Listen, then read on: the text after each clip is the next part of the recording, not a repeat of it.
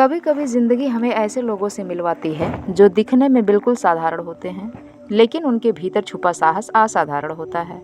हम अक्सर सफलता को पैकेज, पद और सुविधाओं से मापते हैं, लेकिन असली महानता वहाँ मिलती है जहाँ संघर्ष है, जहाँ त्याग है और जहाँ कर्तव्य सबसे ऊपर है। आज की यह कहानी है एक ऐसे ही गुमनाम नायक की, जो बर्फ, अंधेरे और जानलेवा ठंड के बीच चुपचाप अपना फर्ज निभाता है ताकि हम चैन की नींद सो सकें। नमस्कार दोस्तों, एजे स्टोरी लैब में आपका बहुत बहुत स्वागत है। दिल्ली में एक मल्टीनेशनल कंपनी में मैनेजर स्तर पर काम करने वाला एक युवा टूरिस्ट अपने परिवार के साथ एक सप्ताह की छुट्टियां बिताने लद्दाख पहुंचा था। ऊंचे पहाड़, बर्फ से ढकी चोटियां और खामोशी, सब कुछ जैसे किसी और ही दुनिया का एहसास करा रहा था। उनकी यात्रा के लिए जो स्थानीय ड्राइवर मिला, वह करीब 28 वर्ष का लद्दाखी युवक था। शांत चेहरा, सधी हुई आवाज़ और आंखों में पहाड़ों जैसी गहराई। उसके घर में उसके बूढ़े माता पिता, पत्नी और 2 छोटी बेटियां थीं। हिमालय के भीतर सकरी और बर्फीली सड़कों पर आगे बढ़ते हुए बातचीत शुरू हुई। टूरिस्ट ने सहज उत्सुकता से पूछा, जैसे ही यह हफ्ता खत्म होगा, यहाँ टूरिस्ट सीजन भी खत्म हो जाएगा, फिर आप क्या करेंगे? क्या आप भी बाकी लोगों की तरह किसी बड़े शहर, गोवा, दिल्ली या कहीं और होटल में काम करने चले जाते हैं?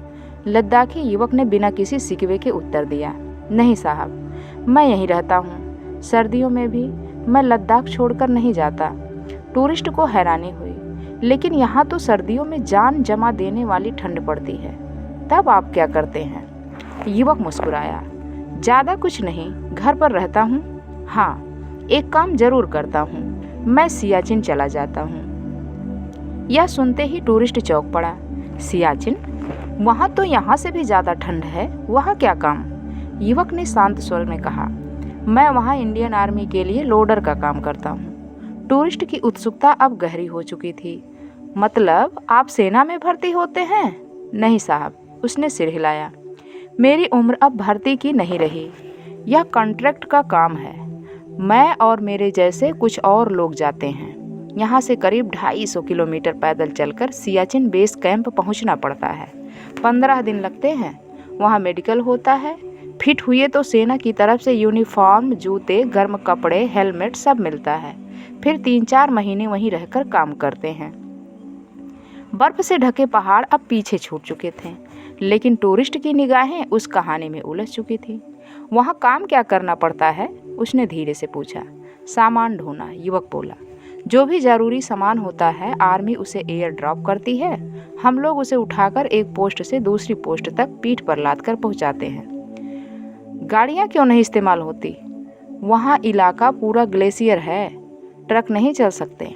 आइस स्कूटर है, लेकिन वे शोर करते हैं, और शोर हुआ तो दुश्मन की तरफ से गोलियां चल सकती हैं। इसलिए हम रात के लगभग 2 बजे निकलते हैं।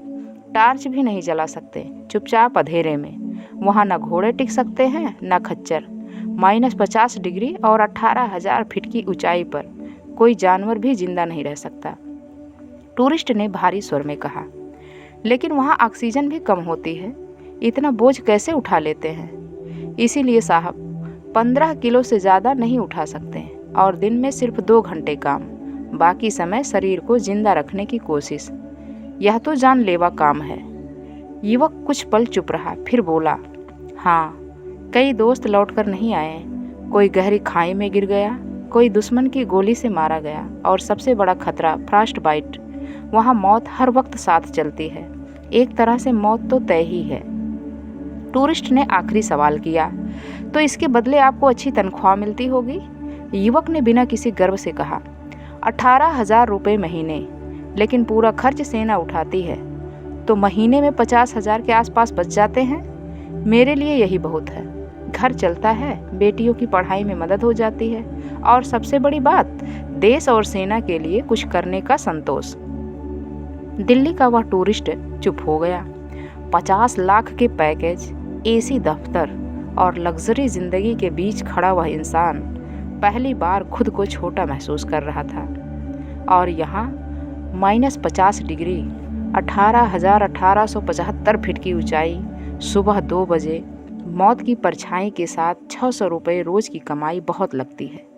और देश के लिए कुछ करने का भाव सबसे बड़ी दौलत शहरों में बैठकर ज्ञान बांटने वाले, सोशल मीडिया पर जहर उगलने वाले, व्यूज और लाइक्स के लिए चिल्लाने वाले, उनमें से किसी में भी इतनी हिम्मत नहीं है कि उस अंधेरे बर्फीले सन्नाटे में 10 मिनट भी खड़ा रह सके, जहां यह लद्दाखी युवक 15 किलो बोझ उठाकर मुस्कुराते हुए देश की सेवा करता है।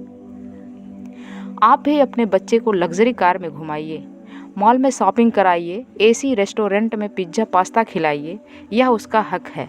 लेकिन कभी, बस कभी ही उसे यह कहानी भी सुनाइए, ताकि उसे पता चले कि इस देश की असली रीढ़ कहाँ खड़ी है।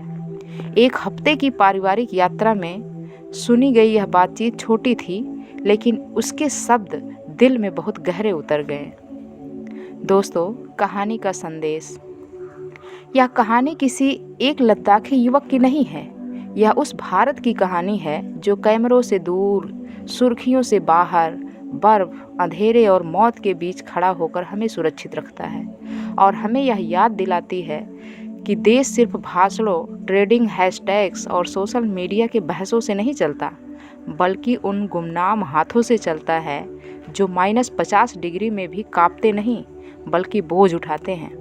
हम अक्सर सुविधाओं, पैकेज, लाइक्स और फॉलोअर्स को सफलता का पैमाना मान लेते हैं, लेकिन असली राष्ट्र निर्माण वहाँ होता है जहाँ कोई इंसान अपनी जान की कीमत पर भी कर्तव्य निभाता है, बिना किसी अपेक्षा, बिना किसी दिखावे के। 18,000 रुपये की तनख्वाह उस साहस, उस त्याग और उस जोखिम का मूल्य नहीं हो सकती जो हर लद्दाखी युवक हर सर्दी में उठाता है। सरकार और व्यवस्था ऐसे गुमनाम योद्धाओं को सिर्फ कॉन्ट्रैक्ट वर्कर न माने, बल्कि उन्हें सम्मान, सुरक्षा, बीमा और बेहतर भविष्य दे। और हम सब, खासकर अपने बच्चों को यह समझाएं कि देशभक्ति सिर्फ नारे लगाने या स्क्रीन पर बहस करने से नहीं आती, बल्कि त्याग, अनुशासन और कर्तव्य से आती है। अगली बार हम आरामदेह कमरे में बैठे हों तो एक पल ठहर कर उन लोगों को याद करें जो रात के 2 बजे अंधेरे और बर्फ के बीच हमारी शांति का बोझ अपनी पीठ पर उठाए खड़े हैं, क्योंकि अगर वे हैं तभी हम हैं। तो दोस्तों, अगर एजे स्टोरी लैब की ऐसी ही दिल छू लेने वाली कहानियाँ आपको पसंद हैं तो लाइक और सब्सक्राइब करना मत भूलिए। मिलते हैं अगली कहानी में एक नए एहसास के साथ।